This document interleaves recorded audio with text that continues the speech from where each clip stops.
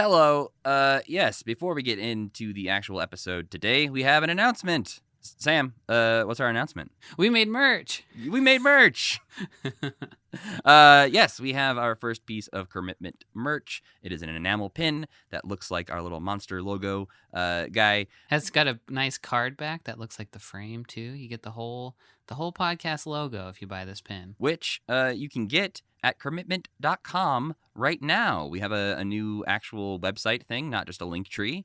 It's a work in progress website that maybe will have some more functionality in the future. But for now, you can go there and you can buy a pin through our Etsy shop. And we will ship it to you as soon as we possibly can. And we'll say, thank you. Yeah, we'll say that out loud. And so you won't hear that, but the breath from saying it will be caught in the package. When I put it in the little envelope, I'll whisper, thank you, into it. And so when you open it, you'll hear it. You have to listen really close, like a seashell. Just put your ear up to it. It will be there, though. That's the commitment guarantee. Don't say that. We'll get sued. By who? The president or something. Whoever sues people for that kind of stuff. So yeah, go pick up our first piece of commitment merch if you are interested in that. Again, it's at commitment.com or at our Etsy shop. And now, time for the regular episode.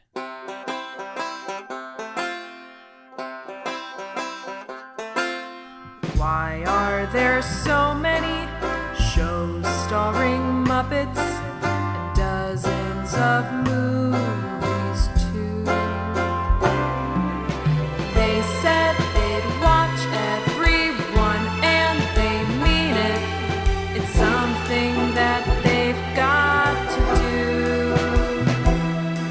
So now they've pledged you a lifelong commitment. Muppets, Matthew and Sam.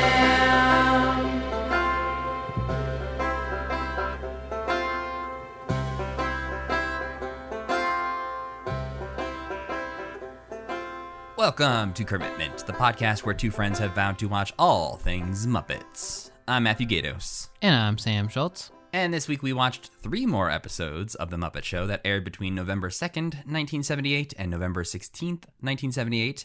And we also watched a couple of Muppet TV appearances from November 1978, including an appearance by Rolf on a Cleo Lane special, and Jim and Frank showing up on a show called Parkinson, which I believe will be much more familiar to people who live in England. Was he like, I meant to look him up, but I didn't. Was he a big deal? He still is a big deal, actually. He's still around? Yeah, Michael Parkinson is still around, still getting into old white man controversies, saying things he didn't think about beforehand. That's kind of what elderly British people do best. Yeah, him and John Cleese probably just hanging out, being like, what if I said this?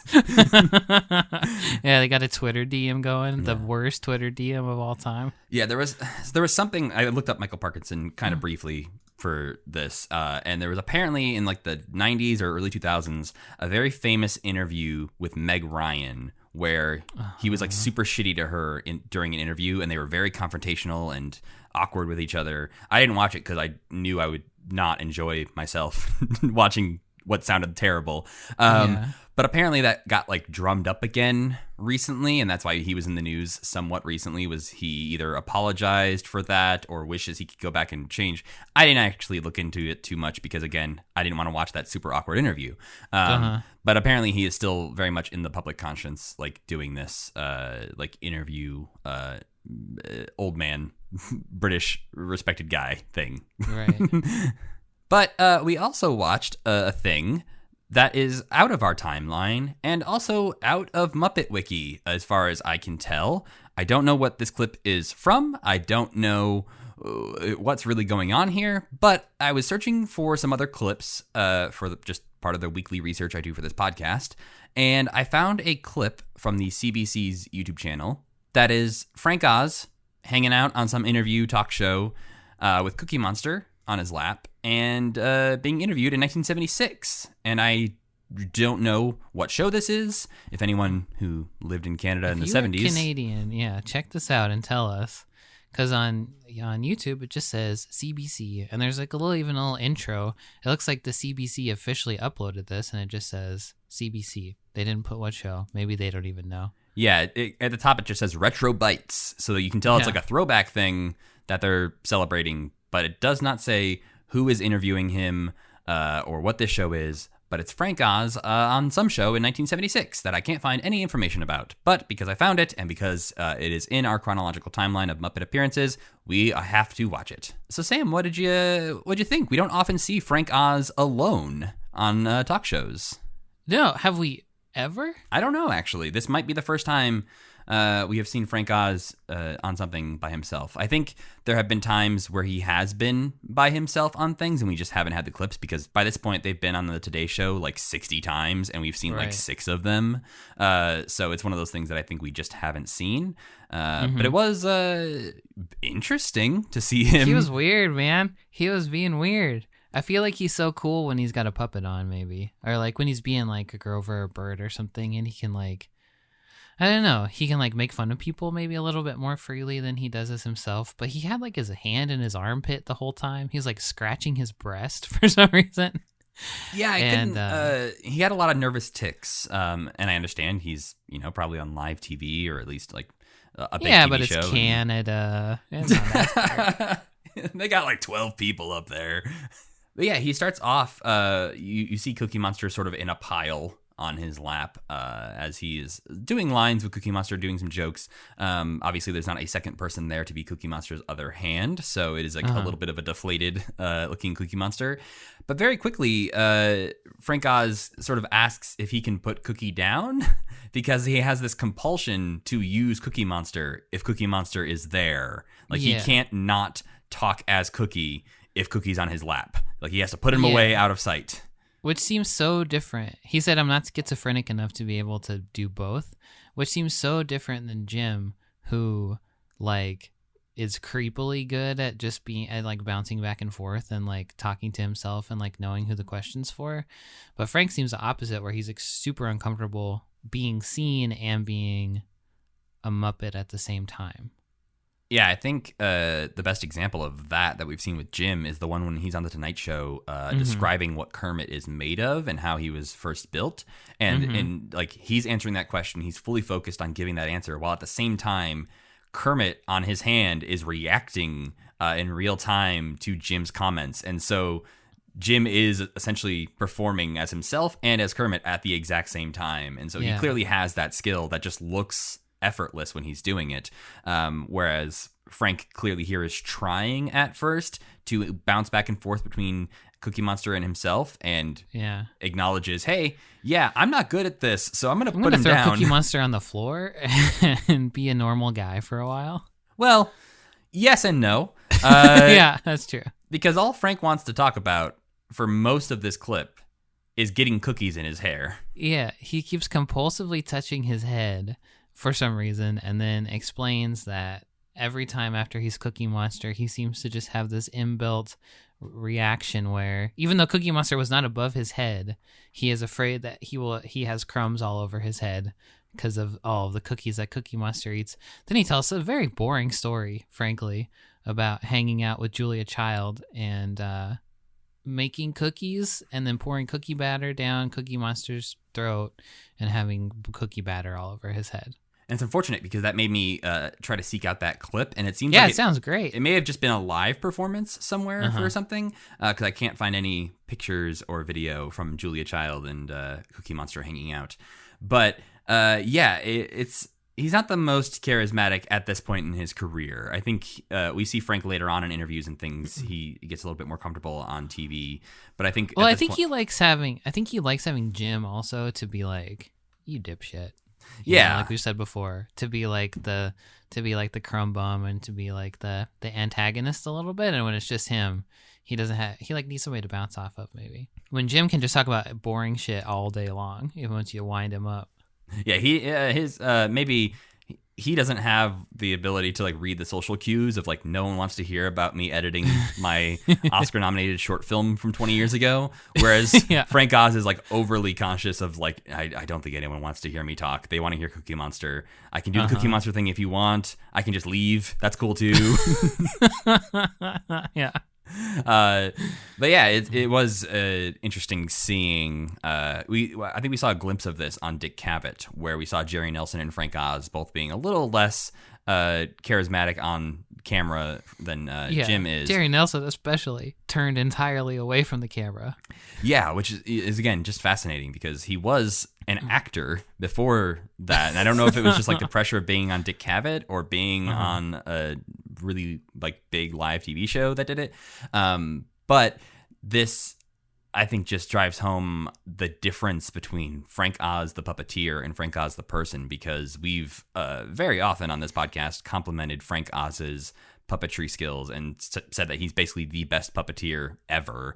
And I think there's... And this like something we watched in this batch is also like another amazing ad-libbing extravaganza from him. Yeah, and I think we see examples in the episodes we watched this week and in other things we watched this week where we're just, Frank Oz continues to just impress me every time that I know he is the one performing Fozzie or Piggy or whoever. And it's just apparently a skill that doesn't translate to above the frame, which is fine. No, just don't touch your armpit so much when you're on live TV, please. I don't understand. It must be just a nervous tick because he does. It seems like he keeps reaching into his jacket to scratch his armpit. Maybe he's got a gun in there. He's just defending himself at any time. That's the only thing that makes him feel comfortable or like calm. He's got to stroke the handle of his revolver. And before we get into talking about what we're talking about this week, I did want to bring up one thing that technically we should have talked about previously, very briefly. But there's a website called Jim's Red Book, which is basically Jim's journal translated into a blog. That is a very useful tool for us to do research for this podcast. And occasionally that website goes down because they're moving servers or changing something up. And so often when I'm talking on this podcast about things that we weren't able to watch, and I have some info about that, a lot of that comes from Jim's own writings about these things. And because that website was down for the last month, I couldn't look some things up. But something happened on October 17th, 1978 that I thought was really interesting and wanted to bring to the table. In Jim's journal, it just says, shoot fantasy test. And there is a clip of this on the internet. You can go watch it. It's on the Jim Henson Company's YouTube channel. And what this is they went outside with some early versions of Dark Crystal puppets to see what they would look like out in nature. Sort of like they did with the Muppet movie test that we talked about in our first episode. They took the puppets outside, just in the woods, to see what these Dark Crystal puppets look like on film out in the woods.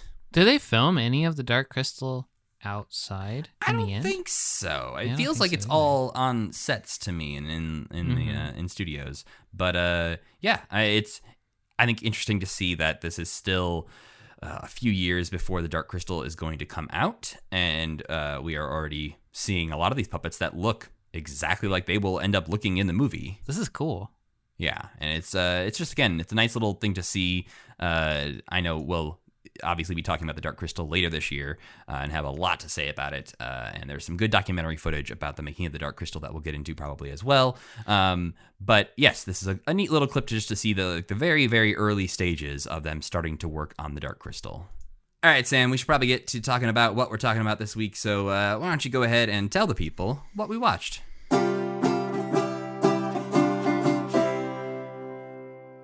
It's November 2nd, 1978 in New York, and tonight's episode of The Muppet Show is, confusingly, basically a Halloween special starring Alice Cooper. I don't know why they didn't just play this the previous week, because they're so freaking close to Halloween, but they missed it by 2 days. Anyway, Alice has brought along a whole gaggle of monsters and a two-way radio with direct access to Satan. His mission on the show seems to be to induct all Muppets into Satan's army, which he does with varying success. Kermit is too smart and cowardly to sign his soul away in a Faustian pact, but Gonzo is instantly on board, as is Miss Piggy, but she changes her mind after she sees that part of her bargain involves her turning into a horrible bird creature. Standout moments from this episode include the fact that it's a Halloween episode, there are monsters everywhere, the backstage is decorated, all stuff that I love, and any episode with the plot of Satan wants the Muppets' souls is totally fine by me. There's also a segment where Robin sings Over the Rainbow next to a pond that very much feels like a dress rehearsal for the Rainbow Connection intro of the Muppet movie, which, have they filmed that already? maybe? No, they are just about to go off and film that right now. They filmed this episode in the spring of 1978, and they will be filming the Muppet movie in the summer of 1978. Interesting. Doesn't this feel like a tiny little like version of that? Yeah, it's a little less ambitious because he's not like on a log in the middle of a giant Yeah. pond. Right. But it seems similar. Like Kermit ripped off his nephew's act or something. Yeah, that's a good idea. Rainbows next to a pond. Yeah. I got this.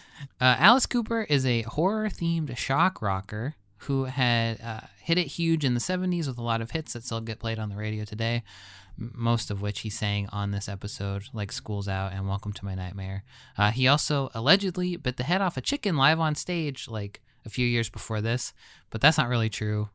He was playing and a chicken just walked onto the stage for some reason. What? And he, yeah, and he thought chickens could fly, so he threw the chicken. He threw the chicken off the stage, but it landed in the audience, and the audience killed the chicken. So, oh my god, Alice Cooper's innocent. No, he's not completely innocent there. He should have paid more attention in school. He sings a song about how bad school is, but if he had paid attention, he'd know that chickens don't fly. Wow. So I have so many questions about that day that you can't answer because you weren't there. But no. Why is there a chicken near the stage that could just wander onto stage? Maybe there were more chickens in the 70s or something. Then also, why is your first thought when you see an animal, I'm going to throw this to the mass of people in front of me? Well, okay, but I imagine if you're on stage singing a song and there's just a chicken walking around, maybe you're like, get out of here, chicken. Maybe you like kick your foot at it a little bit and it goes, and then you just are like, okay, I can't do this. I can't perform under this stress. This chicken is too distracting. But I am a little bit surprised they didn't mention the chicken thing somehow in this episode, because there's chickens everywhere. It does feel like it would be right in line with the Muppet Show, as if he walked into a room and chickens saw him and ran away or something. Yes, or Gonzo. The whole episode is Gonzo like, stay away from him. Yeah, don't trust this guy. Yeah. And he's like always licking his lips when he sees the chickens walking around. That'd be good. Next, we watch a segment from a variety show starring Cleo Lane, a previous guest star on The Muppet Show, called Cleo. Is the title of the show. Cleo introduces Rolf as her new piano player, and the two sing a weird pastiche of Stevie Wonder songs, mostly borrowing from this song Sir Duke, which you know if you heard it, and you probably think is called They Can Feel It All Over, but it's not. It's called Sir Duke. Yeah, that one. So Rolf's like playing that on the piano, but like changing the last two notes so they don't get sued or something like that. It's very cute, and Cleo Lane sings like a ridiculously high note at the end, which is pretty cool. But also, I'm a Rolf man, so I'm going to think it's cute no matter what. What did you think of it? You want to just get this one out of the way real quick? Yeah, it's kind of rough because the audio quality is so really awful. Bad. It's like watching a super old VHS tape, and the tracking is just kicking in the entire time. So that makes it a little bit like less enjoyable to watch.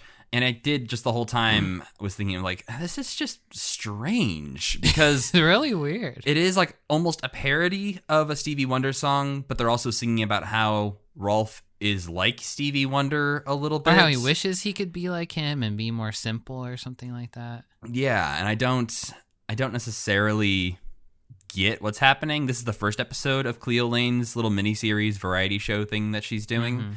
And I like that they bring in Rolf to do this, but I also don't necessarily get much out of it. That I think my notes like literally said afterwards, that happened.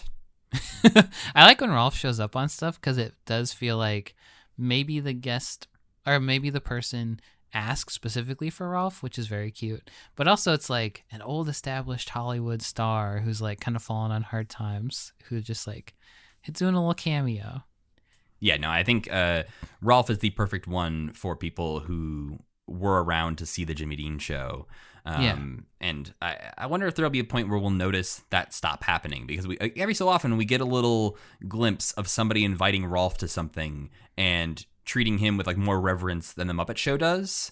And I feel like at a certain point, the audience is not going to understand why that would be happening. And so that might stop happening less as Piggy becomes more and more famous in the 80s. But yeah, again, you can see some Piggy superstardom leaking through these episodes, and also the interview that they do later. Yeah. But again, we do see that every so often. We talked not that long ago about when Jim Henson's house received the blue plaque in England, and they had Rolf on the BBC to talk about it. And I think that feels like a weird choice to anyone who doesn't know the origins of the Muppets, that Rolf was the one and not Kermit who would be coming on to talk about his old friend Jim. I kind of think that because the Muppet Show uses Rolf kind of sparingly, he does feel a little bit like he's got like a place of honor. Like I've talked about before, like he feels like the one that they all respect or something. Like, yeah, like Kermit doesn't really boss Rolf around. Yeah. Even though the bust of Beethoven is very rude to him in this episode. Yeah, the bust of Beethoven, one, answering some questions we had about the I bust know, of Beethoven, I was totally wrong last time. And is doing more and more of what we asked for when we first talked about the bust of Beethoven. We were like, this thing kind of sucks. I wish it was better. And like, we just had to be patient. Well, we'll talk about that later. Next up, well, we'll talk about that right now. Next up, November 9th, 1978, Charlie's Angels star Cheryl Ladd stops by. This episode sort of bounces around between a bunch of plots very quickly. The bust of Beethoven is hanging out with Kermit on his little desk and taking shots at Ralph's piano playing as Ralph goes out to perform. Fozzie shows up having read a self-improvement book that suggests that he asks his boss to write a list of his good and weak points. Sounds horrible. I don't want that. And Kermit says, "You don't want this, Fozzie. You don't want me to tell you what I think about you," but Kermit eventually does it. He gives Fozzie the list. Fozzie hates what he's reading. He's really panicking about it. And then he hates it even more once he's told that that was the list of his good qualities and that he hasn't even seen his bad qualities yet. Meanwhile, Cheryl Ladd tells Piggy that she's a big fan, especially of her karate prowess, of course, because Cheryl Ladd is on a show where she does a lot of karate. And the two of them sing a song, I Love Being a Girl, and they trash the dressing room, and they beat the living shit out of Kermit. And finally, Gonzo hypnotizes himself to be super strong, and he lifts 5,000 pounds. But Statler and Waldorf trick him into snapping out of his hypnosis, and he's smooshed into a little pancake, and he kind of waddles around being a little freak the rest of the episode because he got some kind of weird gratification out of being smashed into a little pancake, it seems like. Standouts here include Miss Piggy and Cheryl Ladd's karate musical number, which I'm sure we'll talk about because it was one of the best things I've ever seen. I like the idea of Fozzie in the self-improvement book, but it really doesn't go anywhere. Kind of just drops off after that one scene. I actually went back to make sure I didn't forget to watch part of this episode because I was trying to remember when gathering my notes of like, oh yeah, what was the payoff for that? Oh, there wasn't any? Cool. All right. Yeah, it almost seems like one of the earlier episodes where like something's clipped out. Like the resolution of the plot was like cut out because it references something copywritten or something like that. But no. It is worth noting, though, that this episode does have something cut out. If you watch it on Disney Plus, it is actually missing its UK spot on Disney Plus for some weird reason. And we'll get into talking about that UK spot in a little bit. But yes, if you want to watch the full episode of this with the UK spot intact, I wouldn't necessarily recommend it. But if you want to, it is on archive.org. That's mean. And actually, all three of these episodes had a pretty tolerable pigs in space. They were all not sexist. One has a very nasty joke in it. We'll get to that eventually. But they were all just about like weird space adventures and not being creepy to Miss Piggy, which I liked. So in 1977, Cheryl Ladd replaced the outgoing Farrah Fawcett as one of Charlie's Angels on the hit show of the same name. She had originally wanted to be a singer, so she used her Charlie's Angels fame to get her singing career off the ground. She eventually won a gold record, and I think was big in Japan, because it says a lot of her later albums were released only in Japan. So, still, I guess it worked out for her. Now it's November 16th, 1978, and the actress and singer Pearl Bailey guest stars on The Muppet Show. Kermit is very pumped, uncharacteristically pumped, because he has a big finale planned, the jousting scene from the musical Camelot, which I'm not familiar with, but must be extravagant. He does have a few things working against him. Half the cast wants nothing to do with the act, including Floyd, who is being forced into the leading role because he's the only one who can fit into the armor that the main character has to wear. Another more serious problem, the people who own Camelot have asked for money to use the song, and they only have like $15 left on The Muppet Show, so they can't actually afford it. So Kermit tries to cancel the act, but the other half of the cast really want to do the show, and they basically push him out on stage and force him to announce that the Camelot act will be going on. And instead of singing the actual song from the show, they kind of stitched together the scene from a bunch of other Broadway songs, which to me seems way more expensive than their original plan of just singing one song. But I don't know. I guess I don't know anything about show business.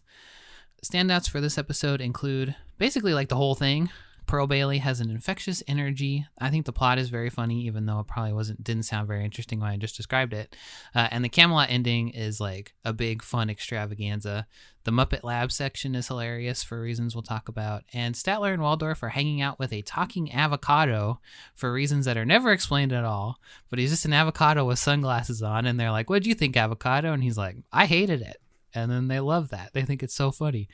Fozzie and Rolf have another cute act together. And like all in all, it's a pretty good, weird one. So Pearl Bailey was a Broadway star from the 40s on until the end of her life, and starred in an all-black version of Hello, Dolly, which was very widely acclaimed, and she won a Tony for it. She was also a TV and film actor, appointed a special ambassador to the UN by Gerald Ford, and a spokesman for Jell-O. So she was kind of a Renaissance lady, I think. I like that, the spokesman for Jell-O was really the one that like pushed her over into Renaissance woman for you. You were like, wow, I thought she was pretty good, but Jell-O, whoa. I think that's cool. It is pretty cool. You know, everybody likes Jell-O. Camelot is also kind of a co-star of this episode. It was a 1960s Broadway musical that was superficially kind of the Hamilton of its day, in that it was a crossover success that became a household name and was about a historical event that also kind of got like entangled with modern events because JFK loved it, and Jackie Kennedy talked about how much he loved it in interviews after he died. So I think that people who were around in the 60s were like deeply invested in Camelot for that reason. And next, and finally, we watched a couple of clips of an interview with Jim, Frank, and some Muppets on the show Parkinson, starring Michael Parkinson, who we already talked about. Kermit and Piggy get asked about their relationship, of course, but that's still kind of a fun, fresh question, and Piggy has some fun with it, makes fun of Michael Parkinson, lays it on real thick. She even makes him roll up his pant legs to show off how nice his legs are, and it's just kind of like a weird, wild time. And there's also, it's worth noting for the Parkinson clips, the only way I was able to find them was on Facebook. I thought that was weird. Yeah, the Parkinson TV show page has a couple of like sort of from the archives clips that they have posted. And so we see two like 3 or 4 minute clips from this interview. It was a longer interview. They were there, I think, for the full episode. And some of the things that we don't see that Muppet Wiki mentions happened during this is they apparently, Kermit and Fozzie, do the herd of cows routine that we've seen a few times already. And then also before Fozzie leaves at one point, he says, "I'm just going to wait here until I get bored. Talk to the frog. He's the green one," which I'm like, Frank Oz, again, having just a lot of fun during this. Yeah. But interestingly, apparently during this interview, Jim Henson and Frank Oz talk about whether they should appear alongside their puppets and how they don't want to break the illusion. Whoa, what? Which has never seemed like it is a problem for Jim Henson specifically. We've seen him on The Tonight Show at this point with Kermit and Dr. Teeth and everybody multiple times. So it's interesting that they're talking about that. I don't know if they're asked about it or where it comes from. We don't have that clip. Yeah. But yeah. Do you know what their answers are? I don't. Maybe they have different. Maybe like, because Jim is just sitting there with Kermit on his lap, and Frank is clearly off camera craning his arm in so that he doesn't appear at all. So maybe one of them's like, "I don't care." One of them's like, "I don't know. I can't do it." Yeah, and they definitely crop Jim and Frank out of the frame when they're filming the Muppets, which they do that on The Tonight Show as well sometimes. Like when Kermit sings "It's Not Easy Being Green" on The Tonight Show, they usually crop Jim out of that to keep up the illusion. But it's interesting to hear that they talked about that. I wish we could hear that. But it also apparently ends with Rolf Harris, who is a Australian performer, sings a frog song to Kermit, is all it says on Muppet Wiki. What's a frog song? I don't know. Maybe he got that Julie Andrews song and sang it to him or something. Maybe Australian people know what a frog song is. Yeah, the old frog song. Crikey, you don't know what a frog song is? But yes, what we did get to watch is pretty good. I think it's hilarious. Yeah, we get a lot of good, clearly improv between Michael Parkinson and Frank Oz. both as Fozzie and Miss Piggy. But we get a couple interesting questions being asked of Kermit throughout this. One, I think this might be one of the earliest examples we have seen of somebody directly asking about Kermit and Piggy's relationship. Yeah. And Kermit seems to have a different answer than Piggy. Kermit denies anything, but it does mention like stories about hotel rooms and stuff like that. Yeah, so. yeah, he's like, no matter what you heard about hotel rooms, none of it's true. And I was like, that's all right. I don't know what you're alluding to there, but it does seem to be that Kermit's go-to answer is usually that their love is on screen. It is all performance. And Miss Piggy is always saying, for now, like, we'll see. Also, at one point, Michael Parkinson is questioning Kermit about flirting with all of the guests that appear on his show. I wrote this down, too. And he basically asks Kermit, like, are you a heterosexual frog? And Kermit won't answer the question, which, like, you know what? Whatever, like, Jim Henson wants to answer on behalf of Kermit is fine. But it was interesting that he was, like, dodging the question about being a heterosexual frog. Parkinson suggests that frogs are different, which is true. Frogs can change their gender and stuff like that. So Kermit might have a complex inner life we don't know anything about. Yeah. I thought it was funny that, because like obviously he hits on every woman in his vicinity extremely hard. Mm-hmm. I thought it was funny that he was like, oh, well, I don't know. When if like a lady had asked him that question, he'd be like, I don't know, baby, you tell me. Yeah, he said that's an embarrassing question when asked if he flirts with the guests. You've never been embarrassed in your life, Kermit, you nasty little freak. I've seen you rub inappropriately on all kinds of ladies. Yeah, you bring a tall blonde dancer lady over to the Muppet Show, and Kermit's gonna be all over him. Yeah.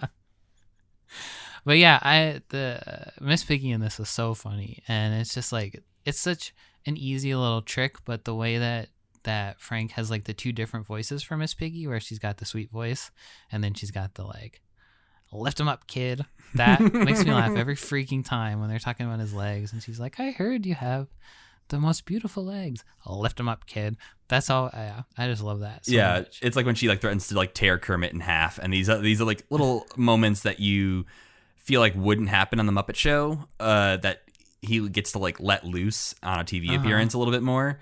But before Miss Piggy or Fozzie show up, we get a little awkward moment from Frank Oz where he tries to crack a funny joke at the beginning of one of these clips, where they're asking him about Kermit and Jim Henson, and he says something about like, well, I don't actually like puppets that much.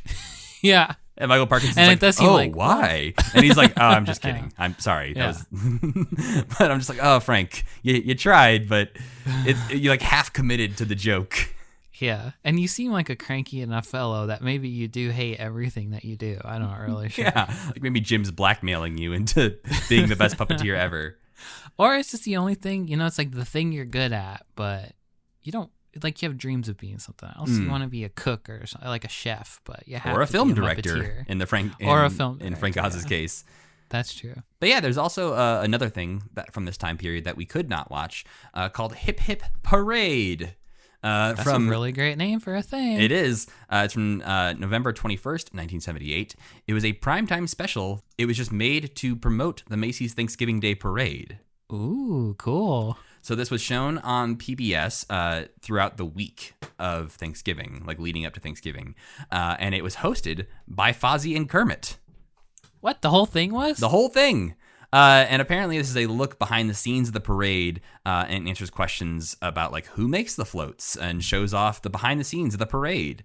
And this is, as far as I know, lost media because there are pictures of it on Muppet Wiki, but it was on like a Reddit forum and a few other places online that I saw where people are searching hard for this special and just can't find it. So somebody's got to have Hip Hip Parade. It's got to be in like Rockefeller Center somewhere. I mean, I have to assume somebody has it somewhere and just doesn't even realize that anyone wants it. But yeah, it sounds cool. I wouldn't mind watching it. We didn't mention that Elmo is so hot right now. Yeah, but by the time this podcast comes out, is he still going to be hot? No, but it was funny. It is, yeah. The little rock argument. Elmo and Rocco are taking over the internet with this like 15-year-old clip from an old Sesame Street episode. Yeah. That's if you're listening to this, chances are you have seen this clip of Elmo yelling about a rock not being alive and wanting to eat a cookie. But yeah, it got real weird real fast with the rock getting involved and Cookie Monster responding to the rock.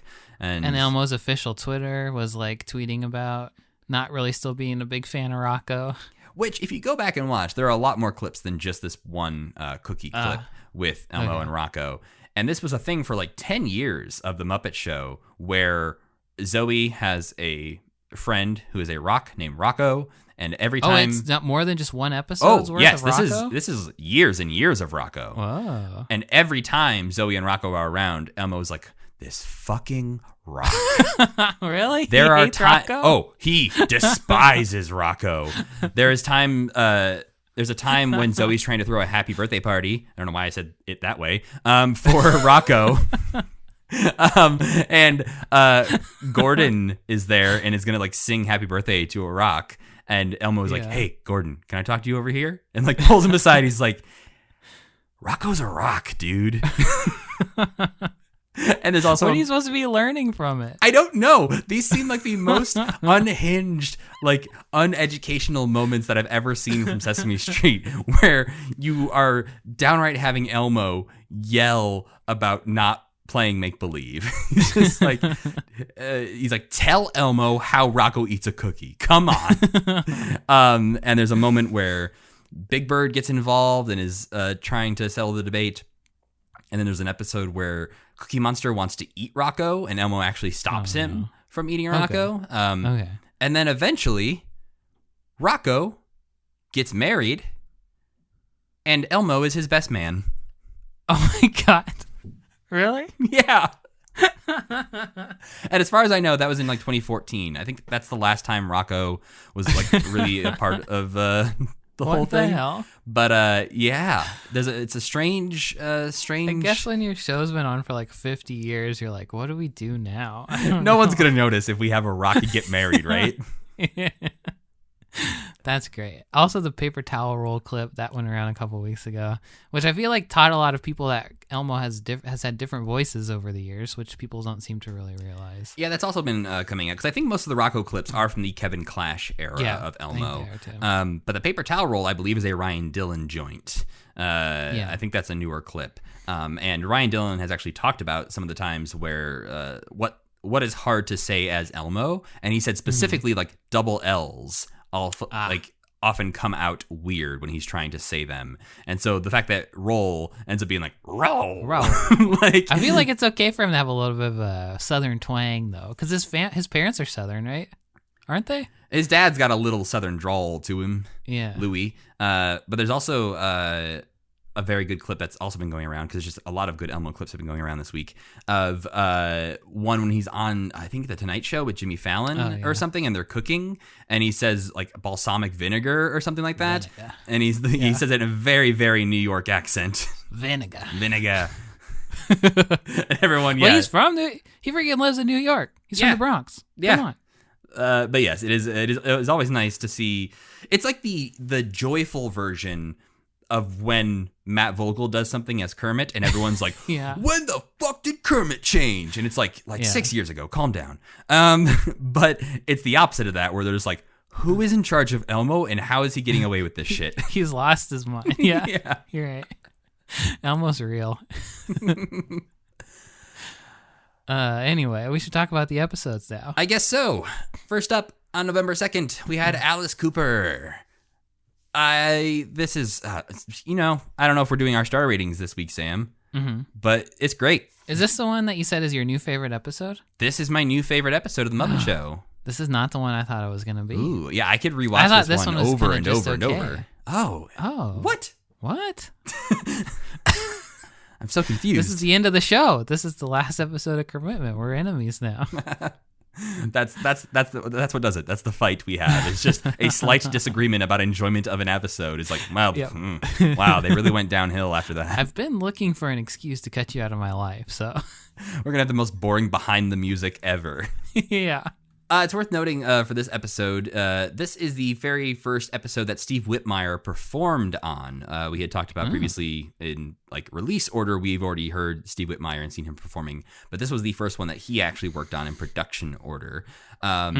Interestingly, and weird coincidence, in high school, Steve Whitmire had apparently built an Alice Cooper puppet caricature thing, and he brought it to set this day and had Alice Cooper sign it. And they took a photo together back in 1978, the puppet and Alice Cooper did. And then there's a more recent photo from 40 years later in 2018 of apparently Alice Cooper and Steve Whitmire were at the same like Comic-Con or whatever like that. And they took a photo together again with Alice Cooper, Steve Whitmire, and this puppet that still has Alice Cooper's signature on it from 1978. He signed his pelvis. I mean, there's not a lot of like big flat areas to sign. No, it's Alice Cooper's head on a skeleton body. And I like that Steve Whitmire still has it. But yeah, if we were star rating, I gave this episode 5 stars, Sam.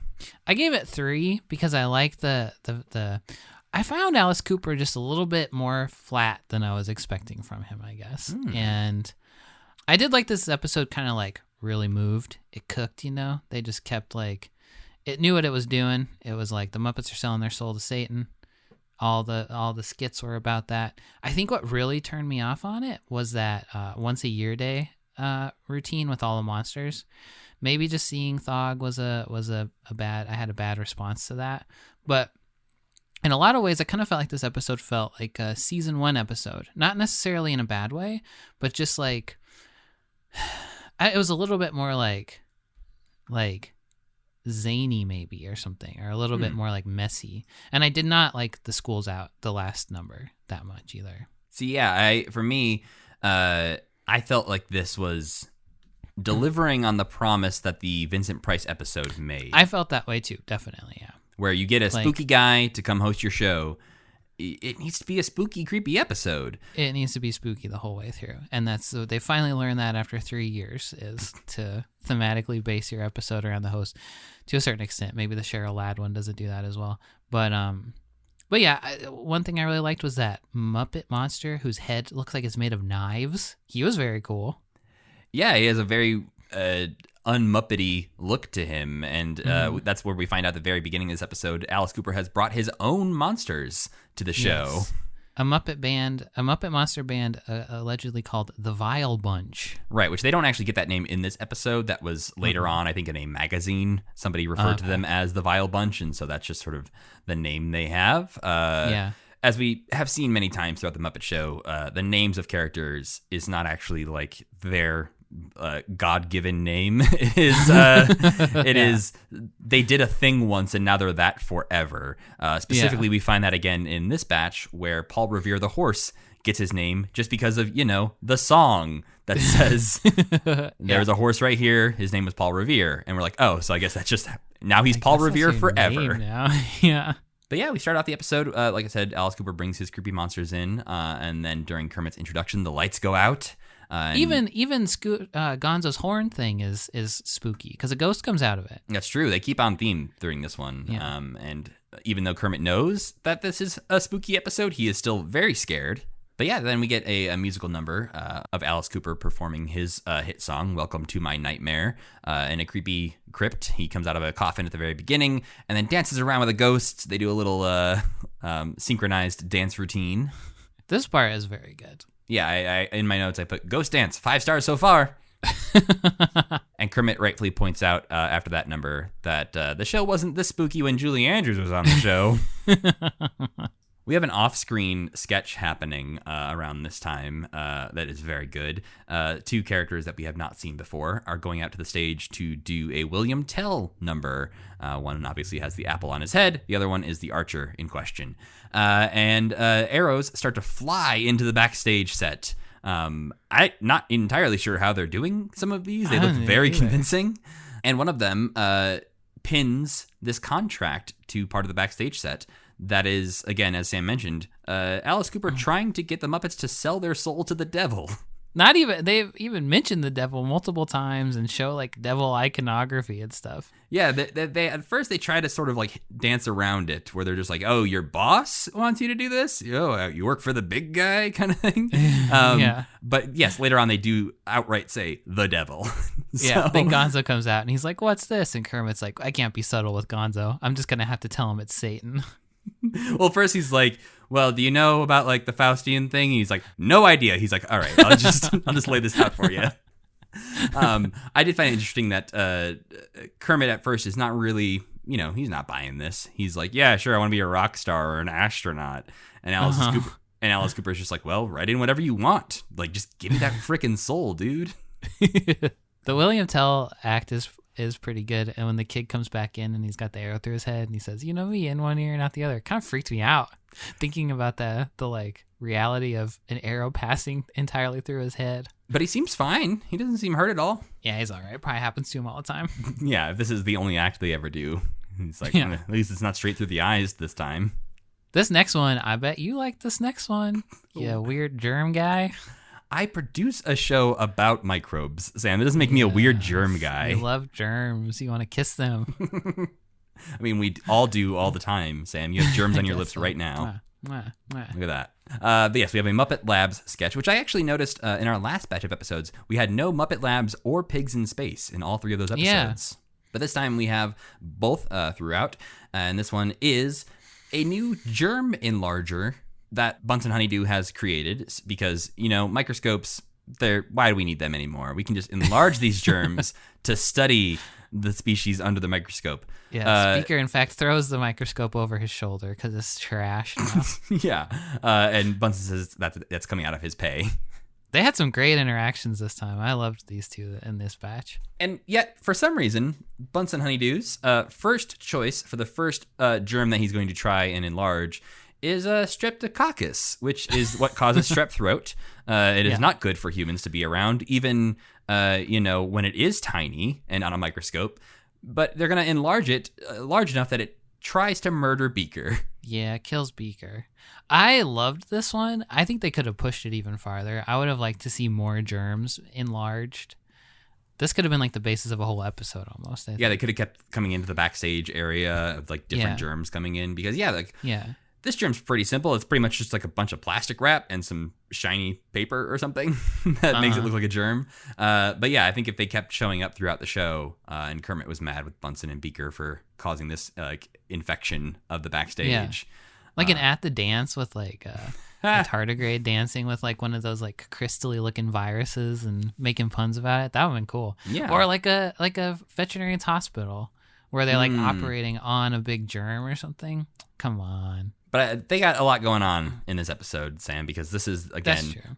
The devil is looming over this entire episode. He's watching, yeah. He is ready to take any soul he can get, and Gonzo is ready to sell his soul. If he could only find a dang pen.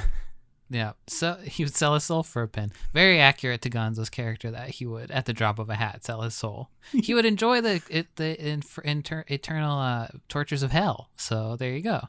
That's true. Yeah, he would have no problem with hell. He's like, this is the best show ever. This is great. Yeah. But yes, I did really enjoy that line where he's like, who has a pen? Scooter, Fozzie, I'll sell my soul for a pen. And he stops and goes, wait, no, I have plans for that. Then we get a bizarre, surprisingly not a UK spot, where some stalagmites and stalactites, I guess, they're going up and down. One is starting to complain about a toothache that he has, and it's like a toothache all over. And the other stalagmites and stalactites are sort of echoing things he's saying and singing along. And it's really, really weird overall. And then it zooms out, and we find out that these were essentially teeth inside of another stalagmite who is also having these same problems. And I don't know if this is like a stalagmites all the way down situation where if they kept zooming out, we'd see more and more and more. But it's bizarre. One thing about this act is that it seemed like something they would have done on a late night show in the 60s. It has some scrap flap vibes to it. And also like the existential thing that you don't see quite as much anymore, but that was all Jim thought about at the, for a couple decades of his life was just like infinity and like the meaning of pain and stuff like that. It all seems like something that would have been on one of those shows. But also maybe it would have made more sense if they had just all been teeth from the beginning. Don't you think? Like if a tooth is complaining about toothache and all the other teeth were like, hey, I have toothache, then it zooms out there, the teeth of teeth. That wouldn't give away anything. That wouldn't make it be more like, oh, this is kind of interesting. Yeah, like when it starts zooming out, I was like, oh, this must be like the giant mouth of a monster. They're going to reveal they this look big enough old like Muppet. teeth that it's confusing that they're not teeth. Yeah, so again, odd, bizarre, confusing. Yeah. Didn't hate it, but just wasn't sure what to think about it afterwards. Yeah, and it doesn't fit into the show. They don't try to introduce it as an act or anything. It's just like, here's something from a different universe for you. Yeah, because we don't see those guys walking around backstage like, No. hey, good job, stalactites. And they're like, we'll just be hanging around. Well, there you go. Yeah. We're punching it up again. I don't think we need to keep the stalagmites and stalactites around, though. I think they can disappear forever. Yeah, I think so too. We have a brief interlude with Sam the Eagle and Alice Cooper hanging out backstage, where Sam the Eagle pretty much just comes in to tell Alice Cooper he thinks he's a freak. Yeah, fuck right off, and he hates us. Yeah, Guts. he calls him a demented freako, and Alice Cooper says, thank you. So okay, we'll talk about it at the end. I don't know. I thought he was fine. I thought he was just kind of Elton Johnny, in his like. He didn't have the voice I expected him to have, I guess. And I have seen him in other things, but he's no Vincent Price, I would have rather had like. No, yeah, I think as far as like spooky levels go, Alice Cooper is less of a spooky human than you might actually expect. Like, yeah, he hosts like a weekly radio show, and you're just like, oh, that's just a normal man. Yeah, he's talking. just like, hey guys, I'm Alice Cooper, and his voice just sounds like a high school teacher or something. It's like, he sounds really nice, actually. Well, I think it's that thing of like in the 70s, like this is around the same time, but a little even before. I think Ozzy Osbourne really starts to be the like bat biting guy. Right. And so what it took to be a shock rocker in the late 70s. Bit of mascara on your eyes. And mentioning the devil. You can just like mention the devil, wear a little mascara, and people are like, oh my God, he's going to warp our children's brains. Dress up like Dracula. Yeah. And just say, welcome to my nightmare, and don't enjoy school. Yeah, school sucks. Boo. So yeah, I don't think Alice Cooper is, like compare him to somebody like Slipknot or something more so like modern today. And imagine parents from the 70s seeing Slipknot. Like they would think the devil was actually on stage. But I think it's somewhat similar, and this I don't want to go on a Slipknot tangent, but Corey Taylor, who is the singer of Slipknot, if you watch him in interviews on Masked and everything, he's just kind of a normal dad. Like, he's not that strange of a person. And so I think it's, if you had Corey Taylor hosting the Muppet Show, you might be a little surprised at how not creepy he is. That's true. I think it's hard to stay weird once you're past, like, 35. Right. Guess. When you're in your 20s, you're like fully committed to like, I'm a fucking weirdo. I'm going to freak everybody out. And then you get in your 30s, you're like, tired. My back hurts. Yeah. But we do have a little bit of respite from the creepy shock rockers because Fozzie's just tired of this. He's tired of being creeped out. He's in the little canteen. He's a very traditional guy. Yeah. He doesn't like this kind of thing. No, he misses Milton Berle. Yeah. But he's hanging out in the canteen with some teens, apparently. I don't know, just some people hanging out in the canteen there.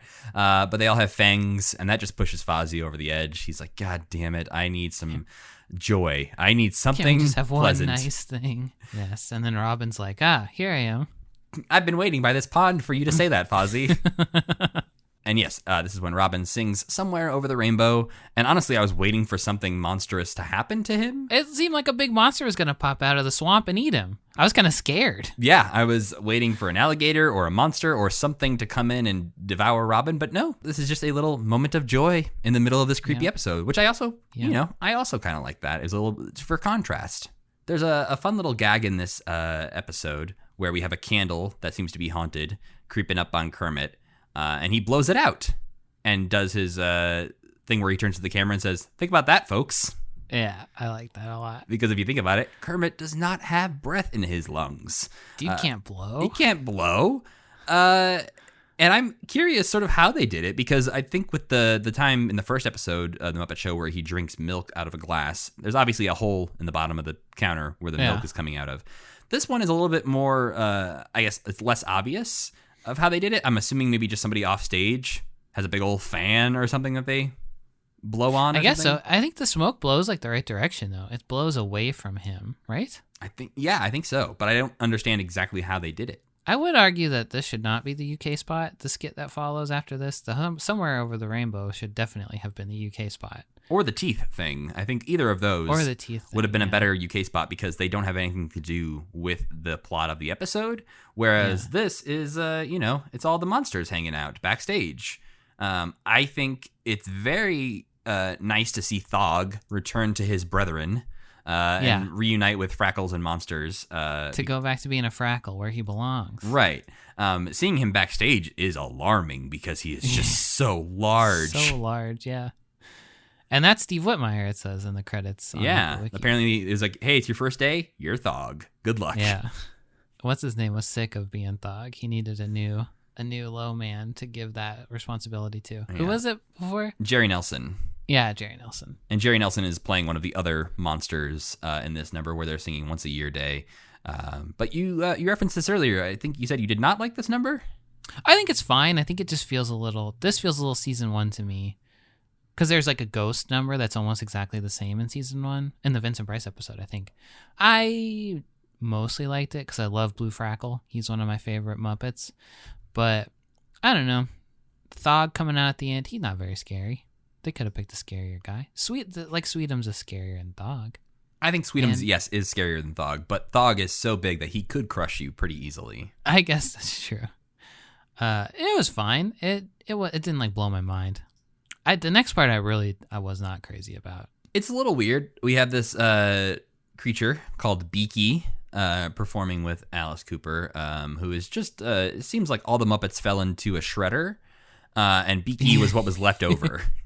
You can also see the hot glue holding the little warts on her beak. Yeah, Beaky seems like, a pretty good puppet as far as like looks. But as far as construction holding up in the era of HD televisions, maybe not the best. We will weirdly see Beaky more in the future, like in more episodes of The Muppet Show. That doesn't make any damn sense. No, because in this, it turns out Beaky is actually Miss Piggy. Spoiler alert. Yeah, which is also scary.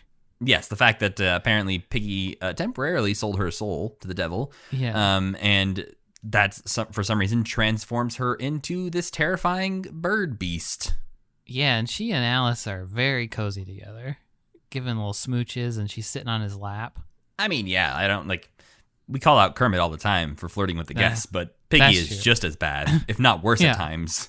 Yeah, she's much more physical. Well, and is usually going after people who don't want her to flirt with them. Like they're trying to run away from her, and she's very insistent. Whereas Kermit is at least, it seems, reciprocated a bit. Everyone's in love with Kermit. Yeah. He's got effortless charisma. Who could resist? But yeah, they sing a nice little song together. Also, not in Piggy's voice, which is kind of interesting. Yeah, it's interesting that I think this is Louise Gold performing Beaky in this one. And yeah, it's, I guess, to like hide the joke that's Piggy in the end, but it is, it works for me on like a conceptual level, but I think in execution it's a little weaker. Yeah, one of those when you think too hard about it. Unsettling. What is impressive is the pigs in space in this episode. Yeah. This Link has a space disease. And so they're trying to cure him, and it turns him into a weird outline of himself. Like he looks like just like, a coloring book. Like a Photoshop filter. Yeah, or like a coloring book version of Link Hogthrob, but like with white outlines. And yeah, I think it's, again, the plot itself isn't that strong. There's not a lot of good jokes throughout it, but I think the visuals are really impressive, that they're clearly trying something new that they just figured out they could do. If you're going to push something on pigs in space, I feel like weird special effects, like this is the place to try out your weird special effects for sure. Well, and it seems like, we have an upcoming one, we'll talk about it a little bit more with this, the overlap of Muppet Labs and Pigs in Space plot lines, as far as like Julius Strangepork doing something that Bunsen would do, is a little strange, where it's like, okay, so they're both inventors who are inventing things who are affecting their cohorts in odd ways. Oh, that's true. Okay. That is kind of weird. Yeah. They had the same skit twice. Kinda. But I thought it was visually interesting, and again, not sexist, so a big step up from other Pigs in Spaces. Well, Link does smooch Piggy kind of against her will, I think, and turn her into a lines as well. That's right. Yeah, he does do that. But then she does beat up Strangepork. So they have a really toxic work environment. Oh, absolutely. Yeah, no, I would not want to work on the swine trek. Yeah, but at this point, it feels like the writers know. I don't know. They don't want to be as creepy to Piggy as they used to be. Yeah, it seems like they're at least stepping away from just being like, you can't touch buttons, you're a woman. And yeah, you also mentioned earlier that the School's Out number was not your favorite. It's just it just seemed a little clumsy, I guess. It did Which just makes seem like they sense sort 'cause of it's shoved all all the monsters into one room and said, that's good enough. Yeah, there's like one really weird part where Thog like sets off an explosion and then he like walks across the stage and all the monsters just watch him walk across the stage. You know what I'm talking about? Yeah, he's got a weird hat on, too. Yeah, They're but all nothing dressed happens. weirdly. It seems like something else is going to explode or something, but he just walks to the other side of the stage and then it goes to the next scene. And they're all just like, great job walking across the stage, Thog. Maybe that was like Steve Whitmire's test. Yeah, maybe so. Like, see if you can walk across the stage without falling down. But yeah, I think it was not as good as the Welcome to My Nightmare number that we see Especially earlier. since it's on the same set. Like, it could have been in a schoolroom, right? With like those creepy kids from the canteen. Yeah, it could have been more as opposed to just like they toss some like shorts on Timmy Monster and a big M on Mean Mama to I guess He does be look like a kinda varsity cool in the letter. shorts, I think. It seems like Timmy Monster should be like out there playing basketball or something.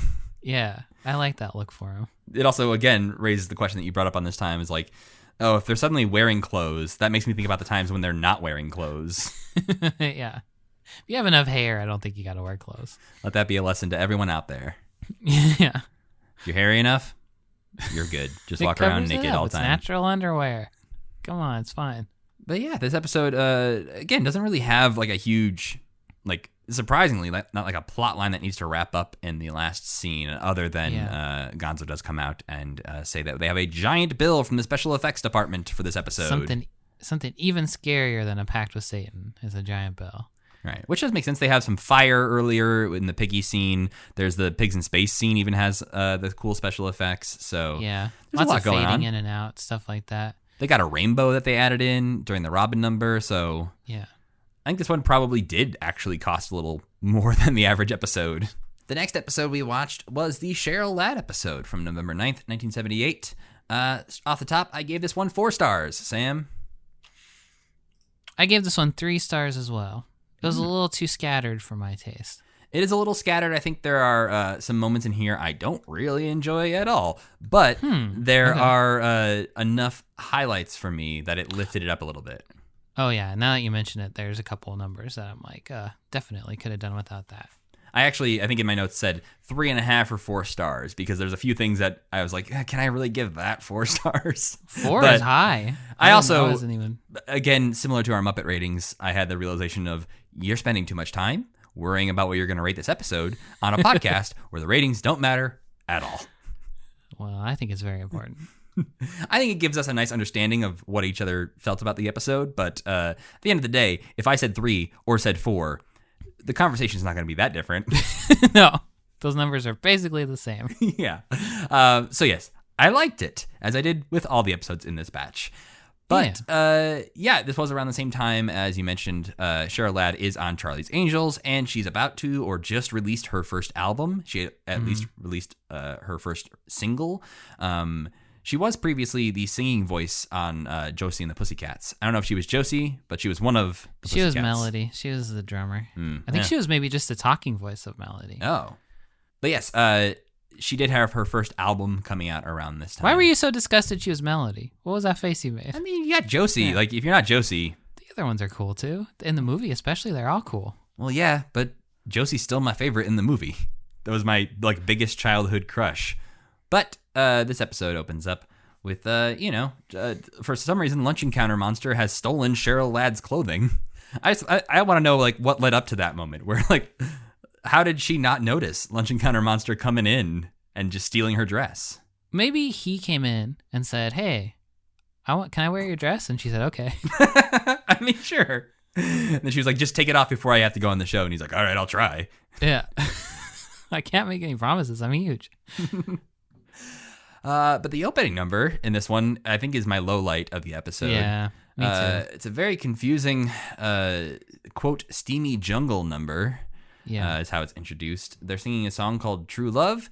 And Miss Piggy and Link Hogthrob. Yes, are the sorry, lead yes. In this situation. Miss Piggy and Link Hogthrob are in the jungle. Miss Piggy wearing a dress that I'm pretty sure if she had breasts would be showing one of them. Yeah. Based on just the location of this dress on her body. And yeah, there's a lot going on, but it's sort of like the bad kind of Muppet Show chaos where you can't follow it. There's not really a plot to it, and you're just kind of bombarded with noise. So I was a little worried about this episode to start out with, that was Yeah. the opener. But we then go backstage and get to see the famous bust of Beethoven hanging out with Kermit just on the desk here. And again, we alluded to the fact that we do learn a lot more about the bust of Beethoven in this episode. Yeah. For instance, It seems like him and Kermit are like friends. yeah, but also we learn he is just a bust of Beethoven, and this is just a job he got somehow. Yeah, because Kermit's like, I thought Beethoven was supposed to be deaf. He's just like, hey, I'm just a bust of Beethoven. Everybody's got to have a job, and my job is that I'm a bust of Beethoven. Yeah, dumb frog. I'm not actually Beethoven. I'm not his soul imbued into a statue. Why would anyone think that? That's what I thought. He would have really called me out. But I don't know how you get the job of the bust of Beethoven. I don't know if maybe he is a specter that floats around, and his job is to still possess this bust. Or I'm if not he sure. was born looking exactly like a bust of Beethoven. He's just like, I know what job I have to have, basically. This opening thing is like two different ideas that could have been done really well if they had been two different episodes. Like the bust of Beethoven just bothering everybody and getting into different weird situations would have been cute. And Fozzie's performance review probably would have been amazing. Yeah, they could have done a thing where they had the bust of Beethoven like showing up in different rooms and not really. No one understands how he gets there or how he's doing what he's doing, but he just keeps showing up in different parts of the theater. He's ordering lunch. He's in the dressing room bothering the guest. It reminds me of there's a character in some of the newer Star Wars books, the High Republic era books, called Geode, who is basically just a rock, but he doesn't have lines. He doesn't like really talk, but they always talk about things Geode has recently done. And so they'll be like, oh, yeah, no, we made it out of that scrape because Geode jumped to hyperspace. And they don't ever say that, like, wait, but how? It's just accepted. Have arms or legs or anything? He just looks like a rock sitting in a chair. Is he a Jedi? No, but they just allude to multiple times that Geode did something impressive. And I feel like they could do something similar with the bust of Beethoven, where they're like, wait, how did you dial the phone and order lunch? And he's like, what? That's a dumb question. I'm going to eat my sandwich. I don't have to answer your questions. Yeah. This next part for me was the low light of the episode. You're talking about Cheryl Ladd's first musical number? Yeah. Where she's performing South Rampart Street Parade with Timmy Monster and the Clodhoppers. Yeah, kind of a New Orleans thing, jazz thing. Yeah, this is, the Clodhoppers have returned, and we will not see them again until 1993. Oh, no.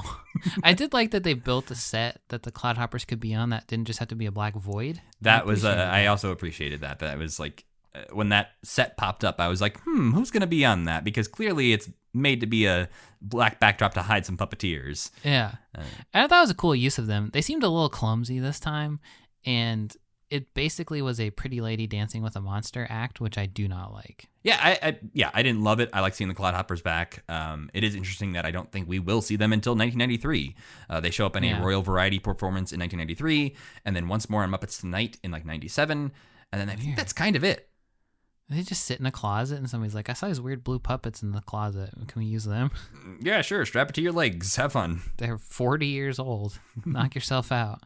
Then we get the pigs in space that I was alluding to earlier with Strange Pork acting a lot like Bunsen Honeydew with some invisibility pills. This is the one I said had a nasty joke in it. I think it had a nasty joke in it. Because Piggy comes in, and Link and Strange Pork are invisible, and she sits on Link's chair, but Link is in the chair invisible, and she says, that chair really needs some shore leave, which I think means he has a boner, maybe. Does it? Oh, I mean, I think that's what that means. Ugh, I'm so grossed out right now, but I don't think I like heard that line when she said it, or at least I didn't pick up on it. But if that's what she says, that chair needs some shore leave. That's exactly what that means. Because like shore leave is implied that the sailors come to port and find some ladies to have some fun with. Yeah, she says that chair is due for leave. That's what she says. See, that's a little more ambiguous than need some shore leave, but... Well, what could it possibly... I mean, I guess it could just mean it's lumpy or something, but I would also believe that Link Hogdog walks around with a huge boner at all times, mostly just because of his name. I mean, yeah, I guess Link Hogdog is the best porn name of any Muppet. But yeah, this is another pretty tolerable Pigs in Space, especially when Piggy turns invisible and beats him up, which is great. Yeah, I think they're doing some more interesting visual stuff with the pigs in space, which Yeah. I think is the better way to go with it. If you're gonna, Yeah. if your choices are sexist jokes or cool visuals, I'm gonna take cool visuals. I am back around on, I think that they probably were trying to make it be like, oh, they're such male chauvinist pigs. And then a few seasons in, they were like, this is just not good. Yeah. And then they switched it up to these are space adventures. Yeah, more sci-fi type plot Yeah. lines. I'm very curious to know what you think about this next one, because I feel like you've mentioned a couple times that you hated it. I did hate it so much, Sam. I hated it too. There's a Did UK you read spot. anything about it? Yes, though? I did. Okay. I have that Yeah, quote okay. pulled up. Okay, go ahead.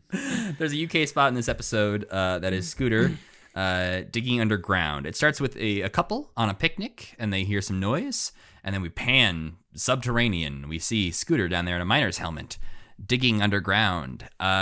And the song he is singing is called There's a New Sound. And there's a new sound is apparently the sound of worms. Yeah. This was a novelty song that seems to have been written in spite.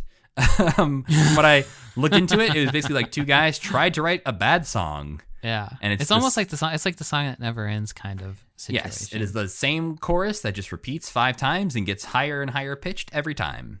Yeah. But apparently this song was also performed on Sam and Friends. And there's a very good Jim Henson quote where he's talking about the early days of Sam and Friends. We try some really way out things. I remember one strange thing we had on the show, a puppet made from the skull of a squirrel. We used to take this slightly macabre thing and make it talk. And also we used it to lip sync to this terrible song called There's a New Sound. It has only one chord and it would drive people crazy. I was convinced no one else at the station ever watched the show because there was never a complaint or any attempt at censorship of any kind. Which made me think that this number being performed by like a rotting corpse, that is fun. It being performed by a Scooter is just like, what is happening here? But it makes a little bit more sense if it's like a dead, decaying thing with worms crawling through it. Yeah, they could have had just a skeleton down there rotting Yeah. beneath the ground singing about the worms. That sounds way better. Yeah, but instead it's just like, oh, what's going on, Scooter? What are you doing here? Yeah, we have Scooter digging for some reason, and then there's weird purple Lothar with his weird and like hair and beard. I forgot about that. This when the animals are popping out on the sides. And Lothar has been dressed as a lion, I guess. But he just I think has he's bad got hair stuck to him. I was reading it as like almost more of like a soul patch that he's got going on rather than a mane. He's got like a weird beard happening, and But he pops out when he says it's louder than a lion's roar or something like that. And then Lothar comes out on the side. So they're just really disrespecting Lothar completely. Yeah. They just He's keep just like beyond. piling shit on top of him. Yeah, a perfect puppet, and they've ruined him. Yeah, like take off the fez and they just put purple on him and all this hair, and it's just. The second you're taking off the fez, you are making a huge mistake. But yeah, I don't know why this one was removed. Maybe because of music rights, maybe because it's really annoying. Maybe somebody just hated it, and they were like, "I'm just gonna cut this out, and no one will know." Yeah, like we're putting this on Disney Plus. People are going to be watching these episodes for the first time. If we leave this in there, people are going to turn it off. Then we get the dressing room scene with Miss Piggy and Cheryl Ladd sharing their karate skills. This is the perfect way to use a guest star. I freaking love this. They Cheryl Ladd they're talking about karate and beating up baddies, and Cheryl Ladd brings out a little dummy that she uses to practice her karate, and Miss Piggy's like, well, I got my own version of that, Kermit the Frog. And then she just proceeds to beat him mercilessly and throw him through walls and stuff. I mean, it's pretty good. It's hard to like. There's not a lot to say about it because it's just very good. It feels like this is one of the first in the Muppet Show acknowledgments that Miss Piggy is very popular now. Because Cheryl Ladd's kind of like, oh, I'm a huge fan of you. And people have said that about other Muppets, but I feel like they haven't said that quite as much about Miss Piggy. Yeah, I think it's 1978 seems to be sort of the year of Piggy's breakout. Then we get Gonzo is going to be doing a hypnotism act. This really takes up a lot of the episode, too. Yeah, well, he's got first there's some chickens just like standing backstage that are hypnotized to do animal impressions. What it ends up being is that Gonzo comes out on stage and says he's going to hypnotize somebody to think they can lift 5,000 pounds and then they'll magically be able to.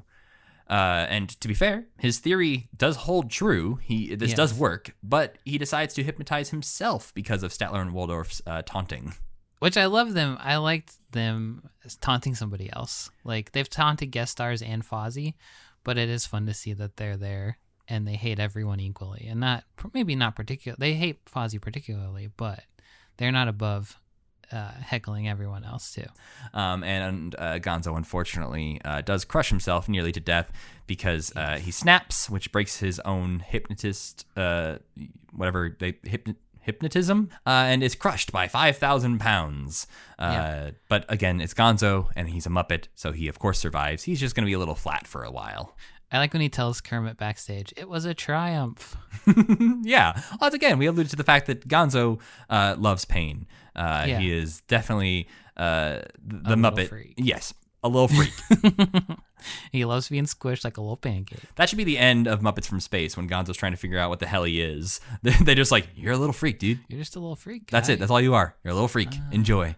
And then we get a really weirdly charming number to end the episode on. They sing John Denver's. Kind of comes out of nowhere. Yeah, it doesn't seem like it was leading up to this or anything, but we get a nice little number of Sunshine on My Shoulders Makes Me Happy, which is a John Denver number who a man we will see soon on this podcast. A lot soon, and then a lot after that. Yeah, but there's some really good subtle puppetry that I enjoyed in this. When Cheryl Ladd's first starting to sing, we get Fozzie and Scooter and Ralph just kind of like calmly watching her, and it really feels like they're just watching her and looking at her, and I'm like, oh, like, man, these, not to like beat a dead horse, but these puppeteers are really good at what they do. I could have done without Beauregard popping up at the end. It did seem like he maybe just wandered on stage. He more so than George the janitor even feels like he's not supposed to be there, and that afterwards Kermit's going to be like, we've talked about this, Beau. Yeah, you can't come out on stage. I'm sorry. But he wanders out during live performances, so they can't like shoo him away. He's just like, what are you gonna do? I'm here. Daring them to stop him. I'm super strong and I'm on stage. What are you gonna do about it? I'm gonna throw you into space if you tell me no. This also felt like kind of a season 1 ender to me, where you have just a song and then a chorus of Muppets coming out. But it was okay because none of them were super random. I kind of liked it better when it was just like the weird random animals that were singing with her than all the Muppets. But I don't know. I didn't feel too strongly about this one way or the other. Then the show ends on the same set that they sang on, which is very weird. Which is rare. But I think, I don't know if they wanted to show off Gonzo or something, like what they wanted to, like why they wanted to end it there. But yeah, it does end on just the set and not in front of the red curtain like almost every single other episode does. And then we watched the Pearl Bailey episode of The Muppet Show that aired on November 16th, 1978. I would have sworn up and down that this one was the one that was your new favorite Muppet Show. I did give it 4 stars. I gave it 5 stars. If the one on the train station is my new favorite, I feel like the one on the train station is my favorite weird format episode, and this one is my favorite like in the like traditional episode of The Muppet Show. I think that's entirely fair, and I think this one deserves a top spot. Something about just the mood I was in. I think when I watched the Alice Cooper one, it clicked with me immediately. Whereas I think this one, I was watching it, and the avocado just kept confusing me. I like the avocado. And Pearl Bailey, I think, is so funny. Oh, Pearl Bailey is amazing. She works with the Muppets so well. So there is something to note that is not truly notable. On Disney Plus, there are a couple of seconds of this episode removed from the very end of the At the Dance sketch. I saw that. You will not notice it if you don't watch the full version. It's literally like 2 seconds removed where just a couple of Muppets are staring at Muppets Who Fell Down, and they cut it out for some reason. There's no... Why? I don't know. I think maybe... My guess is that this episode was maybe at one point cut down for TV or something, and they had to trim something out. But I don't think this 1 or 2 seconds would have made a difference in any sort of way. And it's not... there's not a line. There's nothing more than 2 Muppets staring down at the floor, and they cut to Statler and Waldorf. And in the Disney Plus version, they just cut to Statler and Waldorf like 2 seconds earlier. It's very weird. I watched them side by side to see how much of a difference, and it's barely noticeable. It's on archive.org if you really feel like you want to watch those 2 seconds. But this episode opens with one of my favorite, very subtle visual gags. Oysters are going after Pearl. Oysters are trying to attack her. And Not really what oysters do to pearls, but No, okay. but I paused the episode while we were watching and started chuckling to myself. And Devin was also like, "What are you doing? Why are you chuckling?" And I was like, "The oysters are going after Pearl." Do you pause the episode every time you laugh? No, only if I'm realizing that I'm going to be laughing over something else. You pause it every time you laugh. I know you do. Just pause and say, "Ha ha! Here's why that's funny." No, just usually a lot of times, the first time we watch these through, we are watching them like on a laptop in bed before we go to sleep, and so I'm just like laughing up like about this in bed. And if I don't pause it, I'm gonna talk over something, I'm sure. We then get a performance of a very religious song for the Muppet Show. Kind of surprising that the Muppets are in a church choir here, singing "My Soul Is a Witness" with Pearl Bailey. I think if a Muppet Show episode starts with a performance by the guest star, in my head for some reason I rate it high. Like I think it's a better episode. I feel like they just got to get it out of the way, or else it feels like this person's supposed to be here. Why aren't they here? Yeah, because sometimes Kermit's intro is like building up a lot of hype of like who this person is, and oh my god, they're amazing, and da-da-da. Yeah. But first, here's a bad thing. Here's Miss Piggy and Link Hogthrob in the jungle. So yes, I entirely agree. Every time an episode starts off with the performer performing, it sets the right tone out the gate. And I think this episode does that really well. And aside from the distracting avocado, this episode has very good like sketch to sketch continuity. Yeah. In the backstage, every time we go from one sketch to the other, there's something happening backstage where somebody is in costume from the last sketch or is getting into costume for the next sketch, or they're talking about it. And so it actually feels like everyone here is making the same show, which a lot of times does not happen. Like we talk about the stalagmite bit where it's like, okay, where is that happening? Does anyone even know that's happening? Did you just like insert this into the show somehow? This one feels really chaotic in the good way, where everything is just kind of like, it feels very producer-y, where Kermit's just like, well, we have to make this happen, so I'm going to cancel stuff and move stuff around and tell people to do different things until the show works one way or the other. Yeah, and I think Floyd in his armor is very funny. He looks cool. I didn't even know at first who he was. Like, I wasn't even sure that it was like the Floyd puppet was crammed in there somehow. Yeah, he's got this extremely intricate armor. I feel like they're in England probably, and the English people were like, we got to make the armor look great because we're English. This is what we did. We know all about armor. Went to some blacksmith who was like, okay, I'll make armor for a Muppet, I guess. This is what I've been introduced to. And then Jerry Nelson and Dave Goelz just have to hold up these 60-pound puppets. Yeah, exactly. But yeah, this sets up the last act, so it's worth mentioning. He's in armor. He's complaining about having to be in the show. Yeah, and I do like that throughout this entire episode, we are leading up to this big finish of an episode. And there have been times that they've done that, and it like purposefully doesn't have a payoff. Like the joke is that it fell apart. They couldn't do it, whatever. And the fact that this was sort of like kind of that, I think is a perfect level of Muppet chaos, where we are building to this huge thing, everyone's excited, and then it turns out, actually, music rights are an issue. Yeah. And you can't do that, which, as we have seen many times, is an actual problem for the Muppet Show. Even though they sang a Camelot song before. Yeah, I again, as you alluded to earlier, I don't understand how replacing one Camelot number with 5 With like other 10 musical other numbers is the solution to the problem, but it works. Yeah. But before we get there, we need to talk about the other things that happened this episode, including a Muppet Labs, where for some reason Bunsen thought it'd be a good idea to invent edible paper clips. I think it's a great idea. Why? And Beaker likes it too. I don't know. Beaker seems to think they're delicious, though. But why would you ever need to eat a paper clip? If you're hungry at work. But for some reason, the side effect of eating edible paper clips is that your nose falls off. I thought that was so funny. It just pops right off for no reason. And Bunsen's even just like, that was weird. Yeah, not what I thought was going to happen. I thought for sure he'd have like a magnet or something that would be attracted to him or pull him up into the sky or something. But nope, his nose just pops right off. No rhyme or reason to it. Just falls off. And he's like, oh, Beaker's face is just like, oh, fuck. My nose fell off. Like a worse reaction than some of the more horrible things that have happened to him. I mean, if part of your face just fell off of your body. So.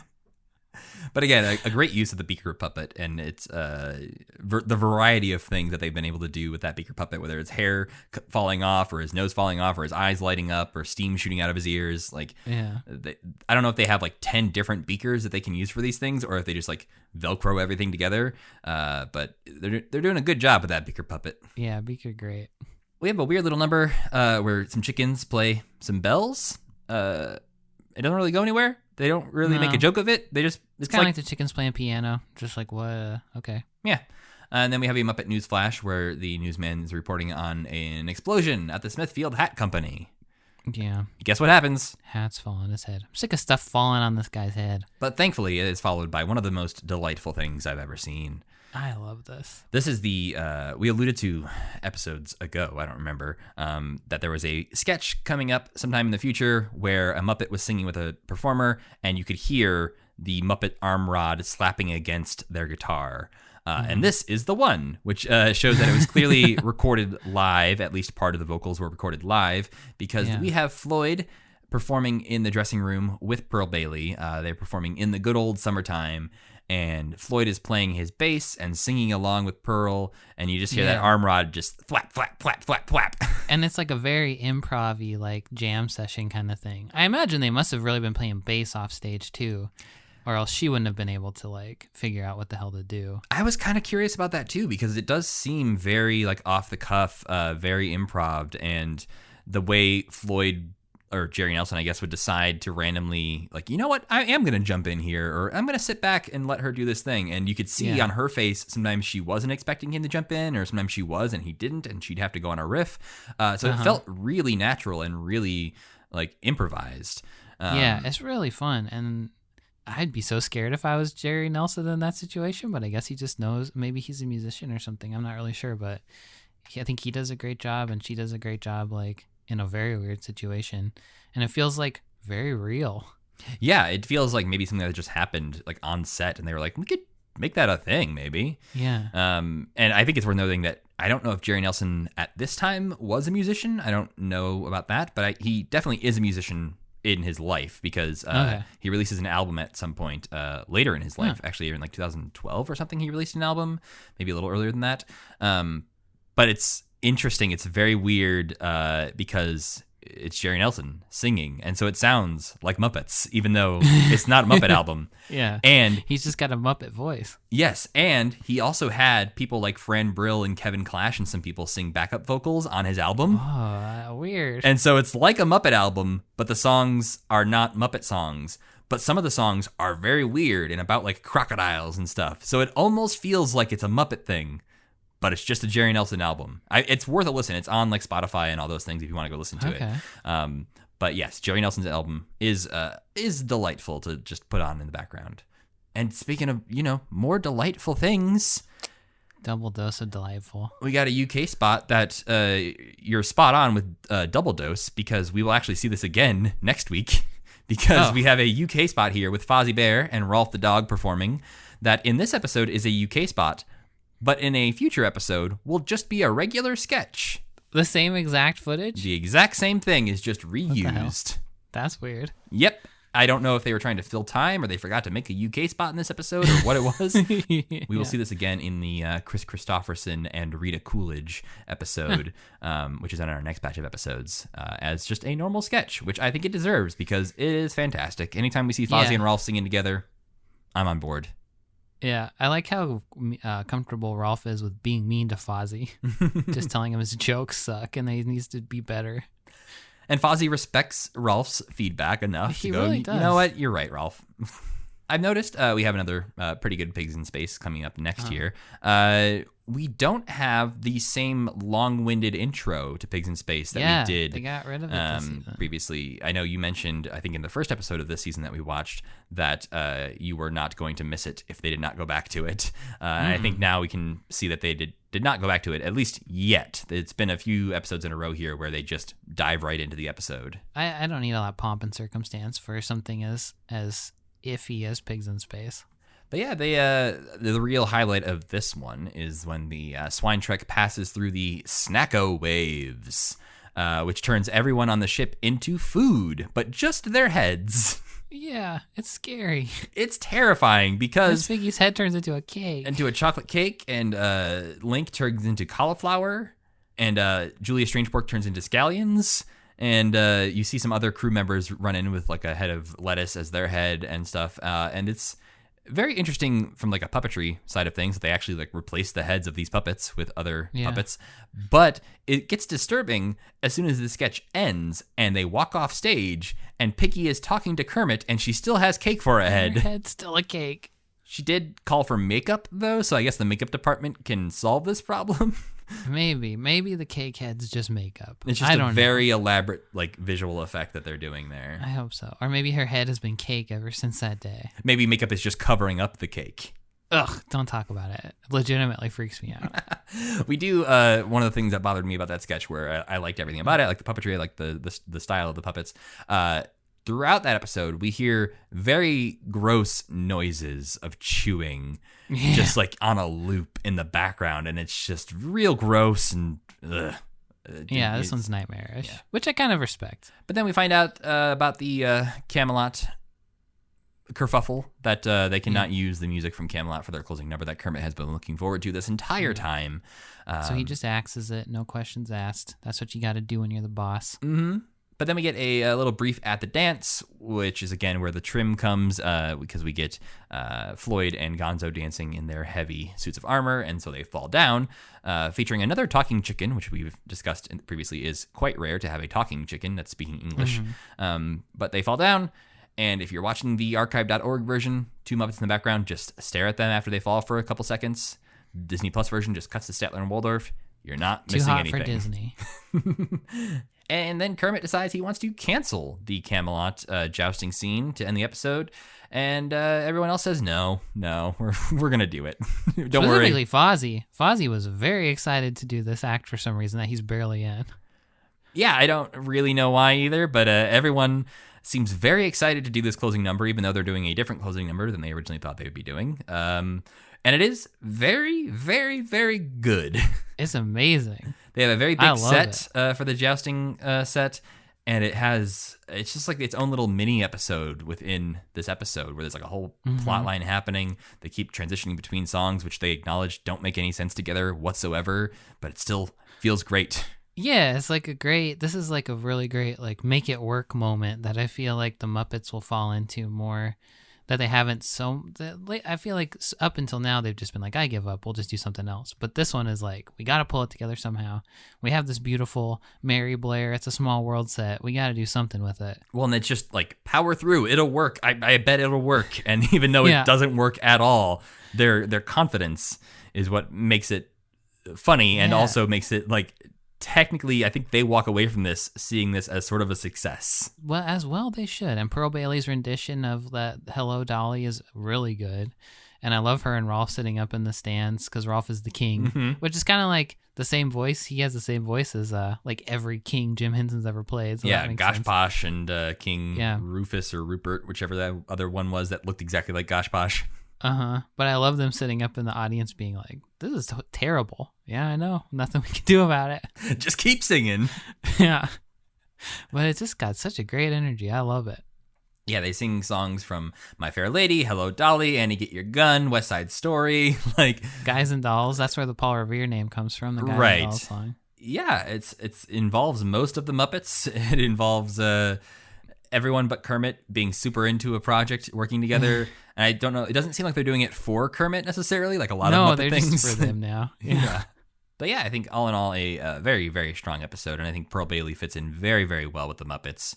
And gets to have some genuine like fun. Like in this one, it seems like she's thoroughly enjoying singing with them. And then the moment with Floyd is one of the best Muppet things. I think it reminds me of Jimmy Dean, like of Jimmy Dean hanging out with Rolf. It's just Pearl Bailey and Floyd being best friends. And like you didn't like the avocado maybe as much as I did, but every time it would cut to that avocado, like it could have.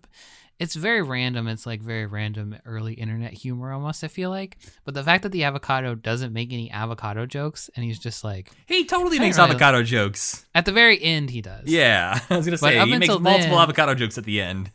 But up until then, Waldorf is just like, hey, what's the avocado think about that? And the avocado's like, I didn't really care for that one too much. Yeah, it I seems think like it's so him and funny. Statler are like old friends, and this is the first time Statler is Yeah. introducing his friend Waldorf to his friend Avocado. Yeah, he definitely knows the avocado previous from this. But yeah, the avocado was one of the things that I think brought this episode down a little bit for me because when it would cut to it, I was confused and waiting for a payoff that never happened. To me, the avocado is a whole star on its own. Yeah, I think the only things keeping this from being a 5-star episode in my mind were the avocado, the chickens, the Muppet News Flash, and maybe that's it. Maybe it's like a 4.5 for me. And this week's Muppet of the Week is the avocado. No, but it is time for this week's Muppet of the Week. And this week's Muppet of the Week is somebody that I was actually surprised we haven't talked about yet. It's Dr. Julius Strangepork. Oh, I'm very curious about this man. Well, unfortunately, Sam, there's not much to know. That's what I figured. Is he real? Is he a character? I don't know. Who's the pig playing him? Maybe he doesn't even know. Yeah. But it does seem like Julius Strangepork is supposed to be just another crew of the Muppets. He is an actor playing this character in Pigs in Space because we see him elsewhere popping up as different characters throughout episodes.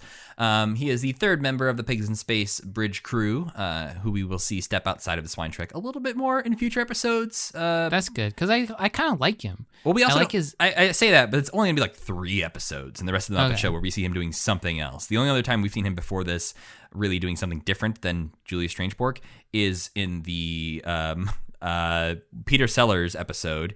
He is in the cigarettes and whiskey number as like a Southern gentleman. I think it's no secret that Julius Strangepork is performed by Jerry Nelson. He's got a very Jerry Nelson voice, but Jerry Nelson performed Dr. Julius Strangepork from 1977 all the way up through like 2003 in the different places he would pop up because Dr. Julius Strangepork shows up in Muppets Party Cruise, the video game that hopefully we will get to play one day. The Mario Party ripoff. Yes, not the Mario Kart ripoff. But he did start playing Julius Strangepork in 1977. But we've talked about previously, in 1975, in Muppet Show Sex and Violence, there was the sketch Return to Beneath the Planet of the Pigs, which featured Dr. Nauga. Nauga, I don't remember how they say it in there. Mm-hmm. And it's just the same. It's the same character. Yeah, same guy. He's a German pig with glasses and hair. And that was in 1975. So he's like the proto Dr. Strangepork that we see a couple years before he appears In the on the Muppet proto Show. Pigs in Space, basically. Yes. And then for the first season of the Muppet Show, they just kind of used him as like a background puppet. He wasn't any characters really. But then, yeah, they showed up as Dr. Julius Strangepork in 1977.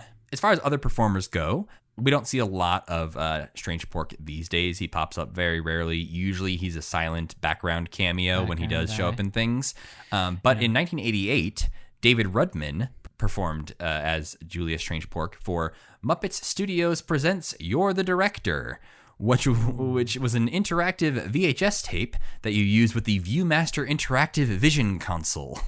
Okay. I don't think we're going to be able to play this one. I probably. don't think so. I don't think we can get our hands on a working Viewmaster Interactive Vision Console. I never even heard of that. It's one of those things you sort of plug into your TV and you have very limited options where you can basically add some things on top of the footage or change the music and switch between audio tracks. It's a very, very early version of like an interactive DVD/Netflix show that they have now.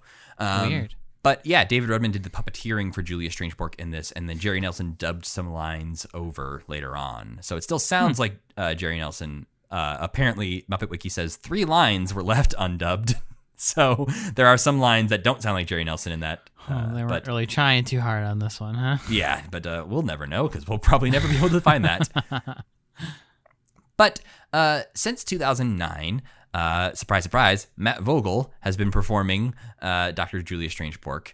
He really only pops up. He's in the Bohemian Rhapsody video they did in 2009 that everyone, I think, on the internet has seen at this point. And then also they have done some Pigs in Space sketches for the Muppets at the O2 and the Muppets Take the Bull, and a very, very brief 2-episode YouTube series that they started for Pigs in Space that they apparently filmed 4 or 5 episodes of, and were doing some more Star Wars parody type things around the same time that The Force Awakens was going to come out. And Disney was like, yeah, no, we don't want you to do that.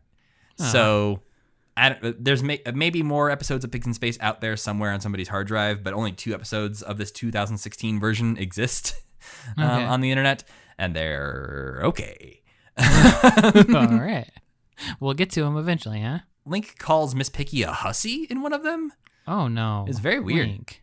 But yes, unfortunately, that is the end of everything I could find about Julius Strangefork, Sam.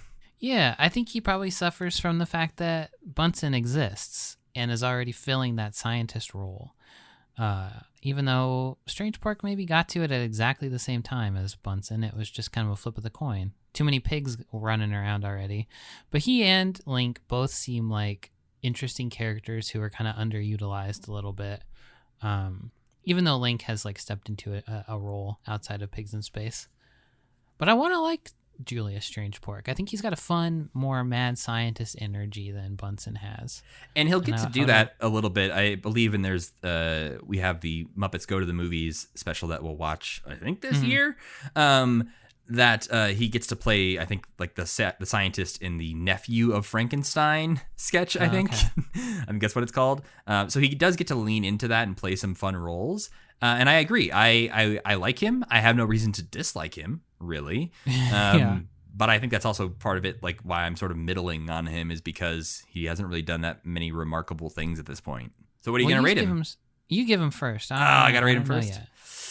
Let's see, out of 60, which is my scale. That is very scientific and purposeful. I'm going to give him a solid 46. I'm going to give him 3. A little bit higher than average because I feel like there's great promise within him.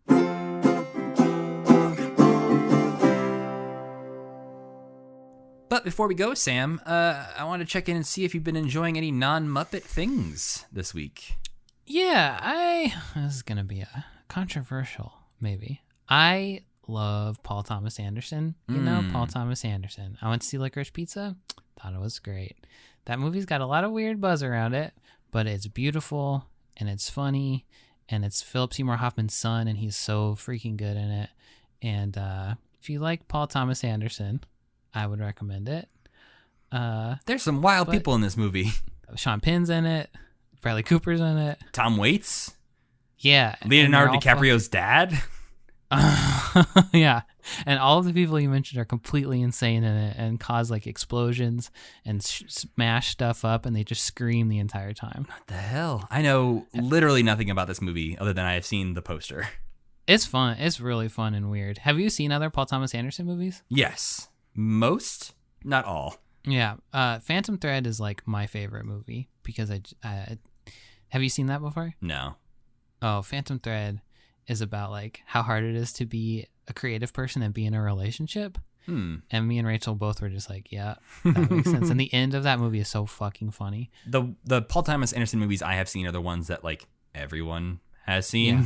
Like There Will Be Blood and Boogie Nights or something. Yeah, and I do love Punch Drunk Love a lot. Oh yeah, that is one of my favorite movies. Yeah, and I think he is. I have a weird Paul Thomas Anderson story where I met him once and didn't know I met him. Oh, he's very unassuming. Well, I also did not know he was married to Maya Rudolph. Oh, and I worked at a movie theater, and they came in to see a movie. And I was like, holy shit, it's Maya Rudolph. And so I served them. I helped them out the concession counter. And like they walked away to their movie. And I was like talking to my coworker. I was like, that's amazing. Maya Rudolph's here. They're like, yeah. And Paul Thomas Anderson. And I was like, oh, that was him? Whoops.